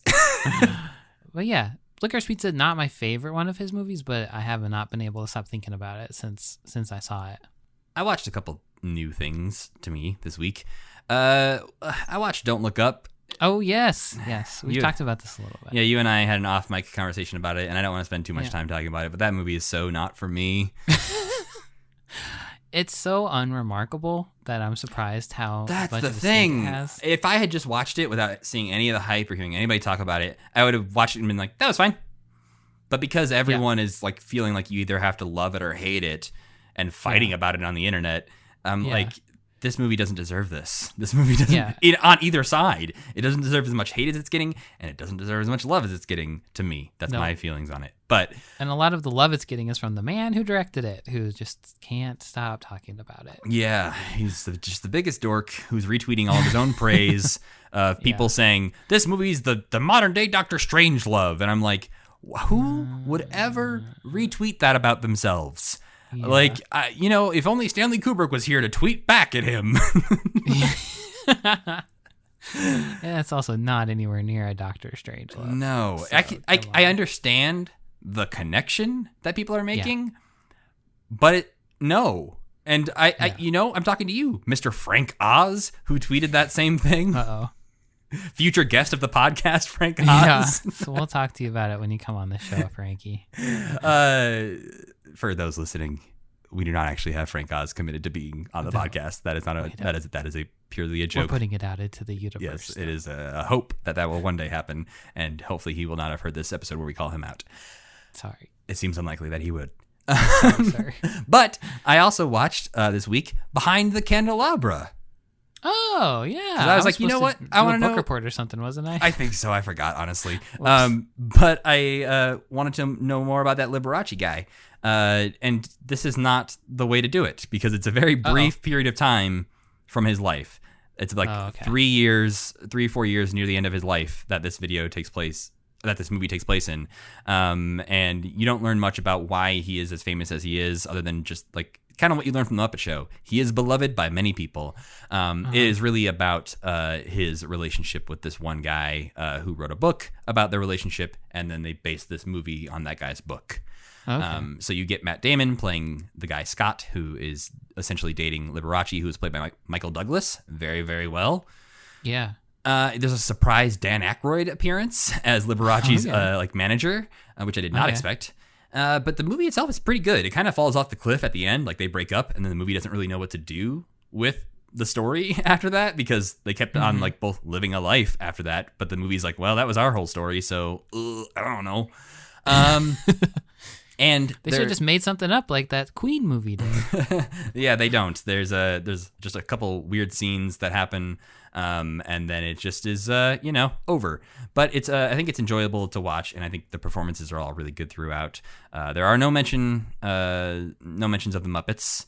There is a mention of Jim Nabors and Dom DeLuise. Well, they were so close.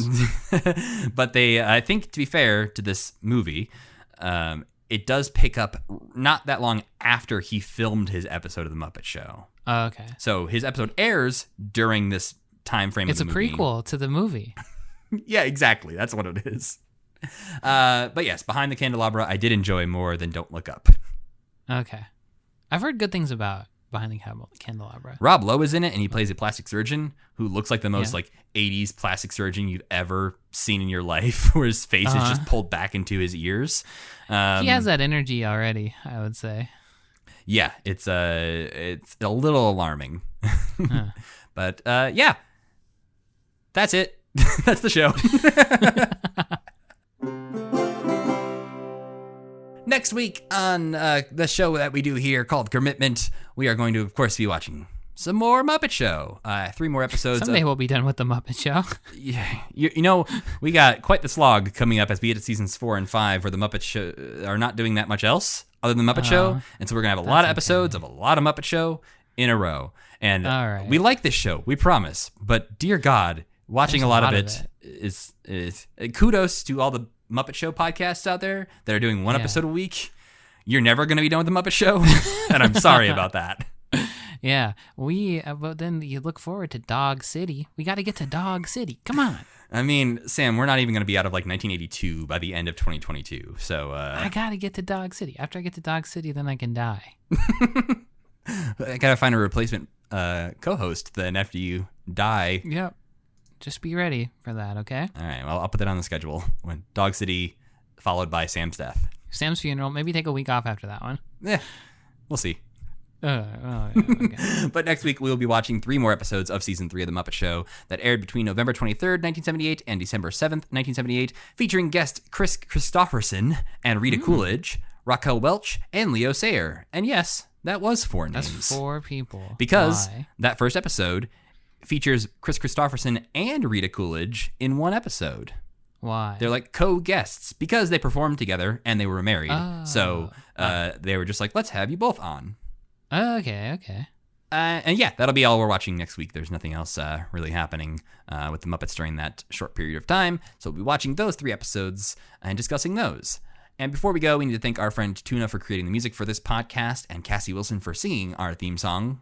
And you can follow this podcast on Twitter at CommitmentPod, where you can find the playlist of the things we watch for all these episodes. But mostly it's just, hey, watch it on Disney Plus, because that's where it is. And if you have any Muppet thoughts you'd like to share with us, email us at mail@commitment.com. And you can follow me on the internet at Matthew Gatos. And I'm Sam Schultz. And as always, keep believing. Keep pretending.